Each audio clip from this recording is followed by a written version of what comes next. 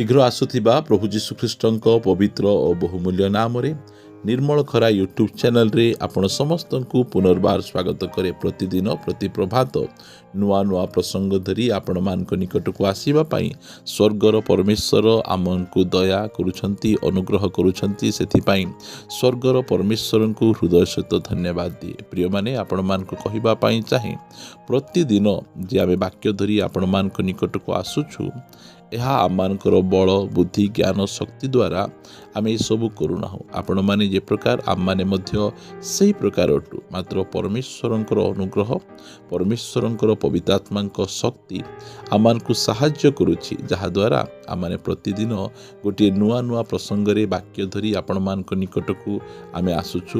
ଆପଣମାନଙ୍କ ପରି ଆମମାନେ ମଧ୍ୟ ବହୁ ସାଧାରଣ ବ୍ୟକ୍ତି ଅଟୁ।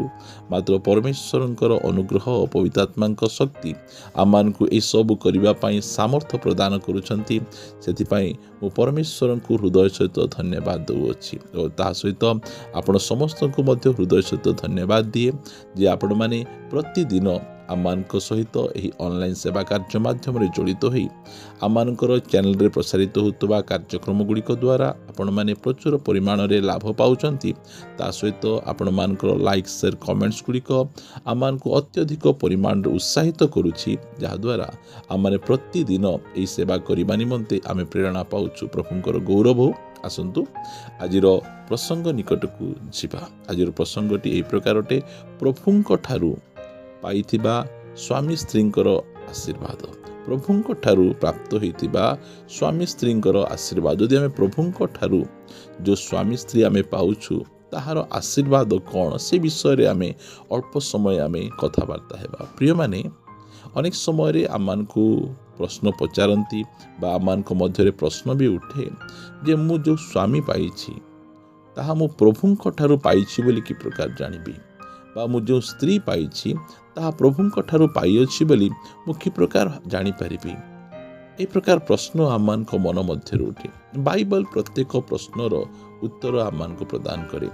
ଯଦି ଆମେ ପ୍ରଭୁଙ୍କ ଠାରୁ ଆମର ଜୀବନସାଥୀ ପାଇଛୁ ତାହାର ପ୍ରଥମ ଚିହ୍ନ ଏହା ଅଟେ, ସେହି ଜୀବନସାଥୀ ଆମକୁ ପ୍ରଭୁରେ ବଢ଼ିବାରେ କେବେ ହେଲେ ମଧ୍ୟ ବାଧା ସୃଷ୍ଟି କରିବେ ନାହିଁ ଆଉ ସବୁ ସମୟରେ ଆମକୁ ପ୍ରଭୁରେ ବଢ଼ିବା ନିମନ୍ତେ ଆମମାନଙ୍କୁ ଉତ୍ସାହିତ ଦେବେ, ଉତ୍ସାହିତ କରିବେ।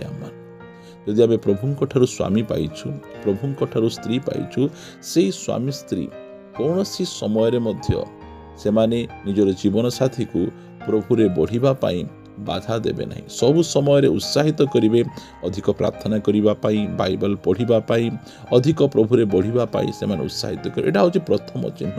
ଯଦି ଆପଣ ପ୍ରଭୁଙ୍କ ଠାରୁ ସ୍ୱାମୀ ପାଇଛନ୍ତି ବା ସ୍ତ୍ରୀ ପାଇଛନ୍ତି, ଏହା ଚିହ୍ନ ସେ ସ୍ୱାମୀ ବା ସେ ସ୍ତ୍ରୀ କେବେ ହେଲେ ମଧ୍ୟ ଆପଣଙ୍କୁ ପ୍ରଭୁରେ ବଢ଼ିବା ପାଇଁ ବାଧା ଦେବେ ନାହିଁ।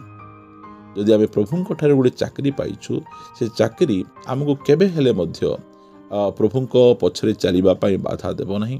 ଆମେ ଯଦି ପ୍ରଭୁଙ୍କ ଠାରୁ ଆମେ ଧନ ପ୍ରାପ୍ତ ହୋଇଛୁ, ସେ ଧନ ଆମକୁ କେବେ ହେଲେ ମଧ୍ୟ ପ୍ରଭୁଙ୍କ ପଛରେ ଯିବା ପାଇଁ ଆମକୁ ବାଧା ଦେବ ନାହିଁ। ପ୍ରିୟମାନେ, ପ୍ରଭୁଙ୍କ ଠାରୁ ଯଦି ଆମେ ସେହି ପ୍ରକାର ସ୍ତ୍ରୀ ପାଇଛୁ ବା ସ୍ୱାମୀ ପାଇଛୁ, ସବୁ ସମୟରେ ଆମକୁ ପ୍ରଭୁରେ ବଢ଼ିବା ପାଇଁ ଆମମାନଙ୍କୁ ସାହାଯ୍ୟ କରିବ। ଆମେ ଗୋଟେ ବାକ୍ୟ ପଢ଼ିବା, ଆମେ ପ୍ରଥମ ପିତର 3 ଅଧ୍ୟାୟ ଆମମାନେ 1 ପଦରୁ ପଢ଼ିବା।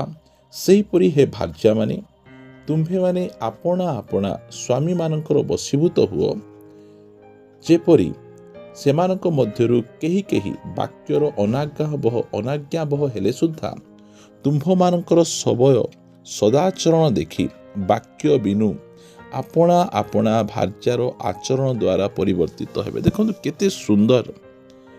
ପ୍ରଭୁଙ୍କ ଠାରୁ ଯଦି ଆମେ ସ୍ତ୍ରୀ ପାଇଛୁ, ତାହେଲେ ସେ ସ୍ତ୍ରୀ ଆମକୁ କି ପ୍ରକାର ଭାବେ ସାହାଯ୍ୟ କରୁଛନ୍ତି ଆତ୍ମିକ ଜୀବନରେ ବଢ଼ିବା ପାଇଁ। ଯଦି ଗୋଟିଏ ବ୍ୟକ୍ତି, ଗୋଟିଏ ସ୍ୱାମୀ ପ୍ରଭୁଙ୍କର ବାକ୍ୟକୁ ମାନୁନାହାନ୍ତି, ଅନାଜ୍ଞାବହ ହେଉଛନ୍ତି, ପ୍ରଭୁଙ୍କ ବାକ୍ୟକୁ ଅନାଜ୍ଞାବହ ହେବା କେତେ ବିପଦର ବିଷୟ।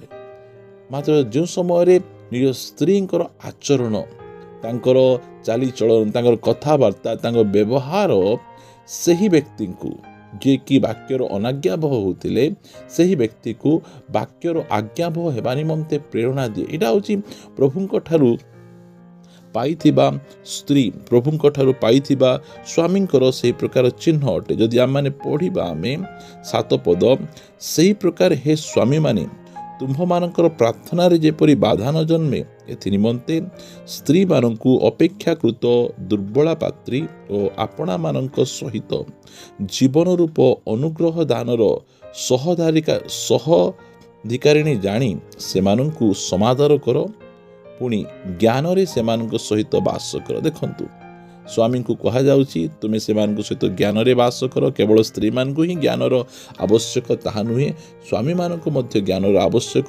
ଯେଉଁ ସ୍ୱାମୀଙ୍କୁ ଆପଣ ପ୍ରଭୁଙ୍କ ଠାରୁ ପାଇଥିବେ ସେ ସ୍ୱାମୀ ନିଜ ସ୍ତ୍ରୀକୁ ସମ୍ମାନ ଦେବ, ସମାଦର କର, ସେମାନଙ୍କ ସହିତ ଜ୍ଞାନରେ ବାସ କର।